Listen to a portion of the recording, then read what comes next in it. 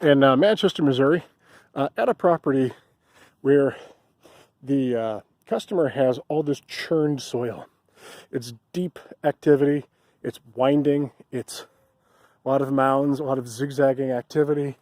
But you'll notice that it stops right at the property line of the homeowner. Over to this side, there's absolutely no activity at all. It's going crazy over here, nothing over here. There's a reason for that. And it continues back here. As you go to the back, you'll see that it's just a churning mess all the way through here. It's difficult to see in this light, but this whole area is just active with different zigzagging mounds. Zigzagging surface activity here, churned soil there. One thing I want you to notice is that the moles are entering from other people's properties, but they have absolutely no interest in that property. There's no activity. Throughout the entire property, the activity is a mess on this side. Moles have no interest at all once you get on the other side of the fence. What this means is that this activity is unnatural activity. They're not just here because they're here. There's something about this soil that is causing them to do this. It's a soil issue.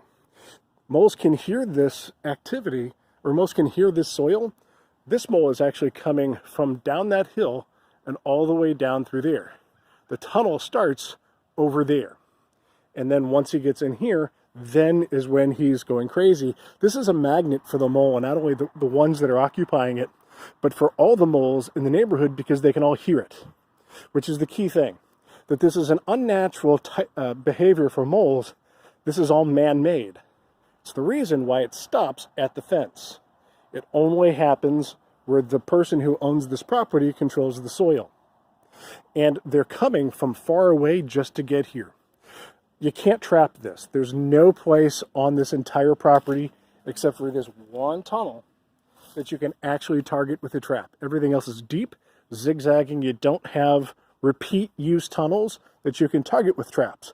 There's nothing you can do for this property to stop this infestation except for treating it. Treating it can help make this really attractive soil as difficult for moles as possible.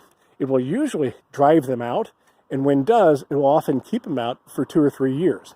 It's long-term mole removal for this kind of activity.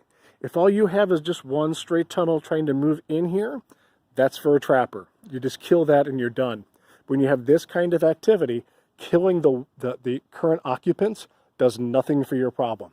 You have a soil problem that's pulling moles in. You have to treat it to make it as difficult for the local population as possible to drive them out and keep them out long term. Chris the Moleman at gmail.com. St. Louis's only long-term mole removal soil treatment.